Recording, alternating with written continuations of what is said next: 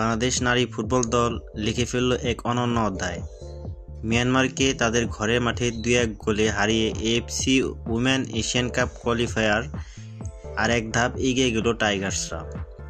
2 জুলাই ইয়ঙ্গনের থুইয়ান স্টেডিয়ামের মুখোমুখি হয়েছিল বাংলাদেশ ও মিয়ানমার নারী ফুটবল দল। ম্যাচের শুরু থেকেই ছিল উত্তেজনার পারদ চরমে, কারণ দুই দলই তাদের প্রথম ম্যাচ জিততে আত্মবিশ্বাসী ভরপুর ছিল।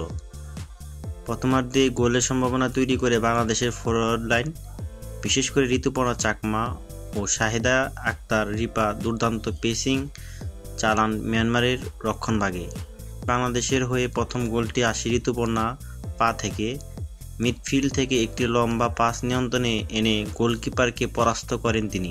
মিয়ানমারও তাদের জবাব দেয়, কর্নার থেকে হেডে গোল করে সমতা ফেরার স্বাগতিক দল। কিন্তু টাইগার্সরা হাল ছাড়েনি। দ্বিতীয়ার্ধে 68 মিনিটে শাহেদা আক্তার রিপা দুর্দান্ত এক ফিনিশিংয়ে গোল করে বাংলাদেশকে আবারও এগিয়ে দেন। এই জয় শুধু একটি ম্যাচ জয় নয়, এটি বাংলাদেশের নারী ফুটবলের মনোবল, উন্নতি এবং পরিশ্রমের প্রতিচ্ছবি।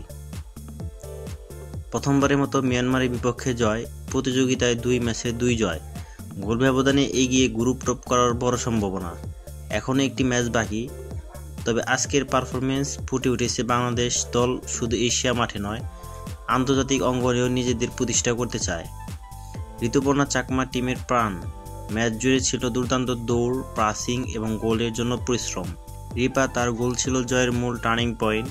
কনফিডেন্ট এবং নিয়ন্ত্রিত শটের মাধ্যমে ম্যাচের ফল নির্ধারণ করেন। বাংলাদেশ দলের কোচ ম্যাচ শেষে বলেন, এই জয় আমাদের আত্মবিশ্বাস আরও বাড়াবে। আমরা জানি আমাদের শক্তি কোথায় এবং কিভাবে দল একসঙ্গে লড়াই করে। আজ মেয়েরা সেটাই করে দেখিয়েছে। এই জয়ের মাধ্যমে বাংলাদেশের নারী ফুটবল দল ইতিহাস গড়েছে। আজকের দিনে তারা প্রমাণ করেছে, সুযোগ পেলে তারাও পারে বিশ্বের যে কোনো প্রতিপক্ষকে হারাতে। এখন অপেক্ষা শুধু পরের ম্যাচে ফাইনাল রাউন্ড নিশ্চিত করার। আপনার মতামত জানান কমেন্টে। আপনি কি মনে করেন বাংলাদেশ নারী ফুটবল দল এবার চূড়ান্ত পর্বে খেলবে?